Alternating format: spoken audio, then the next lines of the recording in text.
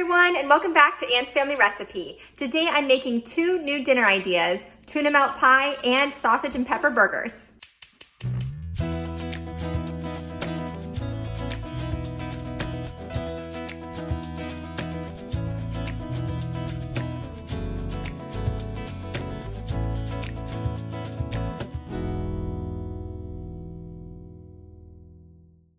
First up is tuna melt pie, which is a really fun take on a tuna melt sandwich. So I'm starting by dicing up one red onion very finely.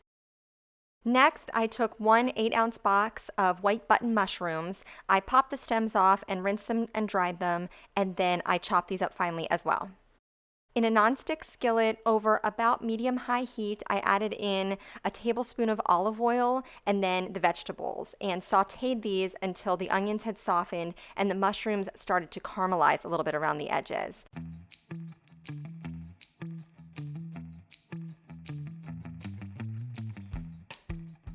While the veggies cooked, I cracked 3 eggs into a large mixing bowl. You can see I accidentally dropped a little shell in, and a great tip to get eggshell out is to use the shell itself, and it'll pull right out. Then I whisked these together and added in 3/4 of a cup of milk, a 1/4 cup of flour, and 2 tablespoons of unsalted butter, which I had melted and then allowed to cool for a little bit. And then I whisked that all together.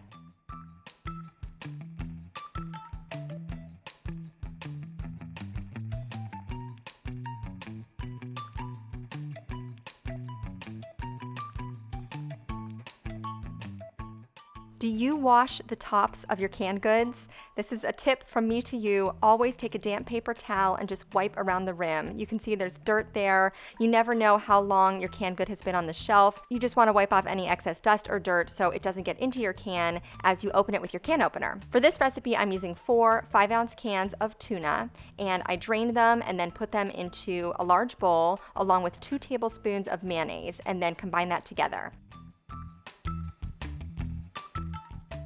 Next, I added in the cooked vegetables along with about a cup of shredded cheddar cheese and the egg and flour mixture and combined this all together.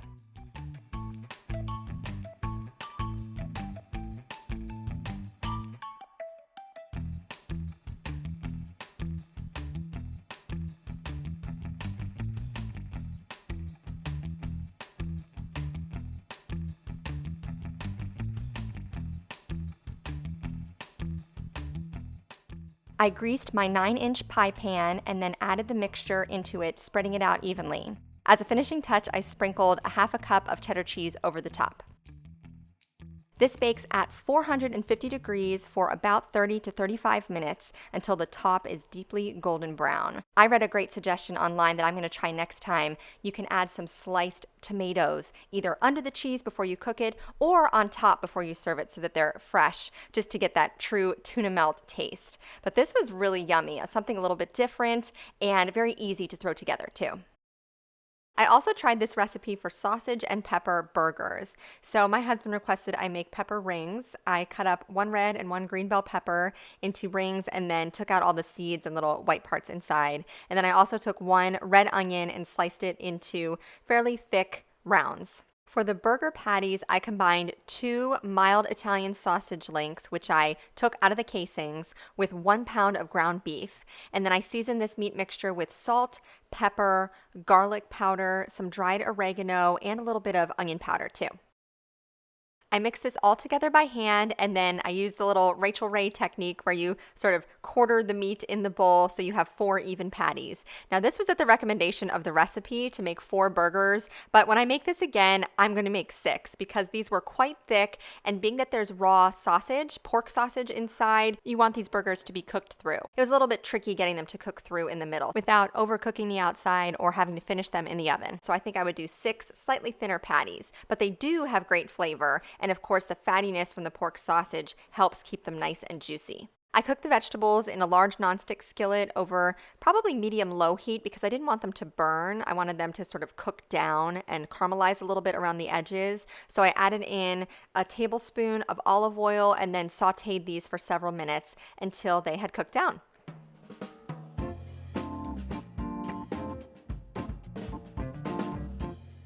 I seasoned the vegetables with salt, pepper, and garlic powder while they were cooking. I cooked the burgers in a large, high-sided nonstick skillet over about medium-high heat. I didn't add any oil to the pan. I had just cooked some other plain burgers for my kids prior to this. That's why there's already grease at the bottom of my skillet. But these cooked, as I said, for several minutes on each side. A couple of them got a little bit overdone, but I was trying to get them to cook in the middle. It helps if you cover them. You could also finish these off in the oven, or as I suggested earlier, just make some slightly smaller, thinner patties. When the meat had cooked through, I topped them each with a slice of provolone cheese and allowed that to melt for just a minute or two. And then for the burger buns, I made them into kind of a garlic bread. So I slathered them with butter and garlic powder and popped them under the broiler just for a minute or two until they got lightly golden brown. And then I took one burger patty per bun and topped it with the sauteed vegetables. I wanted to try a couple of sauces on these burgers, so on half I used my homemade spaghetti sauce. I can link that recipe for you in the description box below. And on the other half, I tried out this really tasty honey mustard. It has a little bit of a horseradish kick to it, and I love sausage and peppers and onions with mustard equally as much as I do spaghetti sauce. So it was fun to try both combinations. They were both delicious. Don't forget to subscribe to my channel. You can follow me over on Instagram at Anne's Family Recipe, and give this video a thumbs up if you like these new recipe ideas here today. Thank you so much for joining me here in my kitchen, and I'll see you again soon.